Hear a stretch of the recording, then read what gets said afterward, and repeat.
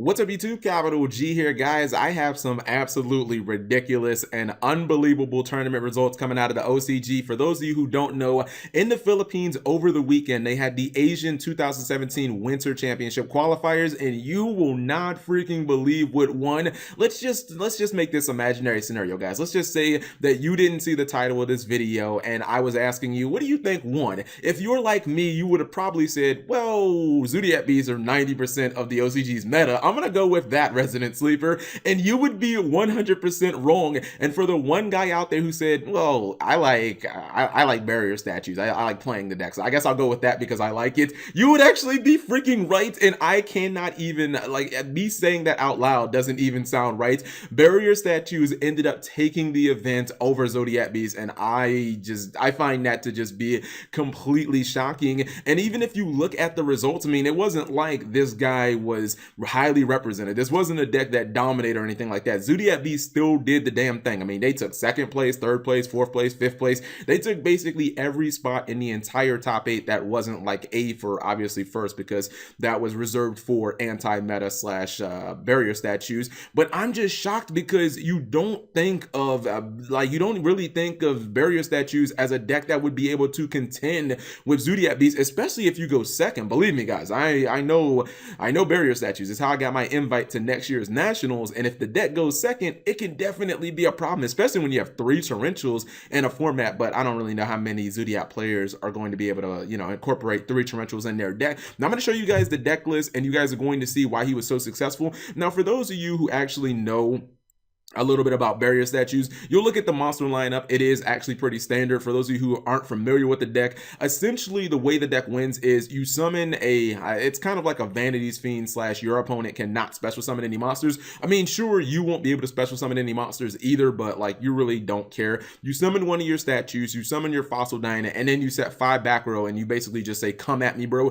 And when you look at the trap lineup, which he ran almost 20 traps in this deck, so like damn near half the deck is, protection cards. Like, there is just so much anti-everything. I mean, this guy has anti-searching, he has anti-spell and trap, he has anti-effect, he has anti-summon, he has anti-attacking. Like, basically, for you to be able to do anything, this guy basically has to be like, oh, I'll allow that. I mean, he's playing fucking 10 counter traps. Like, remember in the OCG, guys, they have Solemn Judgment, which is you negate everything. But when you combine that with Warning plus 3 copies of Solemn Strike, like, I just don't see, like, I cannot, it's hard for me to envision any scenario when you combine that with 3 Book of Moon where any Zoodiac Beast player is going to be able to exceed. Like, you're either going to have a Fossil Dino or a barrier statue where they will not be able to exceed, or you're going to have like one of your fucking 3 strikes, a Solemn Judgment, or a Solemn Warning. And if they try and go after your back row, well, you've got the Dark Bribes, you've got 2 copies of a Huge Revolution is over. It's going to be damn near impossible to attack over these monsters, because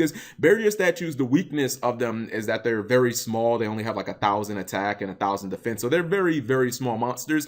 And he played 5 Mirror Forces. In addition to that, he has double Forbidden Lance, and he has 3 Phantom Knights cards that can be played in a damage step as well. So like, if I'm seeing that, I'm terrified to even attack this guy. I'm like, bro, you got that Forbidden Lance down there, you've got that Phantom Knight wings, do you have that Phantom Knight sword? Let alone if I'm somehow able to get through all your Mirror Forces. Now, some people might look at this deck and think, why is he running Thunder King Ryo? Why is he running Mistake? Those might actually conflict with cards like Pot of Duality. And yes, there can be a conflict there, but you have to think, if you have like Ryo or Mistake on the field, you're probably in a winning position. And if you look at the Zoodiac Beast deck, I mean, they still do run Temki, guys. Like, they still play Bullhorn as a card that searches their other pieces. And if you look at the Win Witch Idolna artifact deck, that's a deck that gets absolutely wrecked hard if it can't search, because you have a Thunder King Ryo.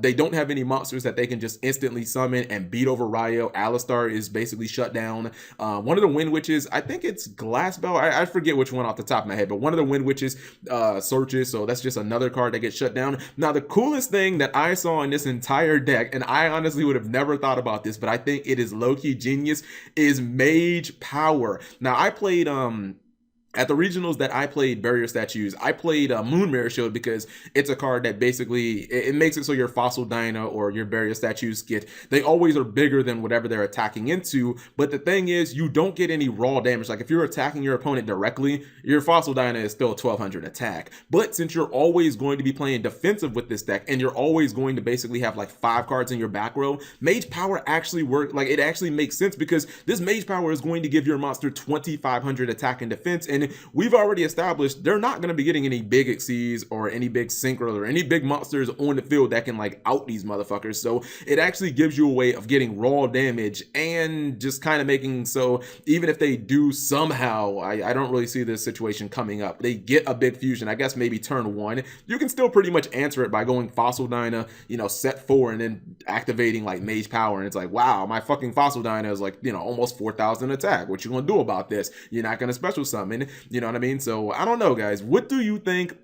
And for anybody asking, what about his extra deck? As I explained in my regional video, you don't need an extra deck whenever you play barrier stats. Like if you want to play this deck in real life or you want to play it online, your extra deck is the most irrelevant piece of the deck. Like you can just put whatever you want in your extra deck. Find some of your favorite Xyz, some of your favorite fusions or synchros. It doesn't even matter. Throw some fucking Zarks in here. Like it doesn't matter if you can't summon them, because you're basically never going to go into your extra deck. And I don't actually think he ran one, just because there basically is no point. Maybe he wanted to mind trick his opponent into thinking that he was playing like Domain Monarchs or something like that. So when they asked him like, how many cards in your extra deck, he'd be like 0, and they're like, oh, he's playing Domain Monarchs, got it, okay, I know to look out for Erebus, or I know to do this, that, and the third. And then he ends up playing like barrier statues. Plus by turn 1, your opponent's gonna know you're playing barrier statues, because you're either gonna play like a Thunder King set 5, or you're gonna summon one of the barrier statues, etc., etc. Now the last thing I will say is, I'm sure people will ask, is this going to be applicable to the TCG?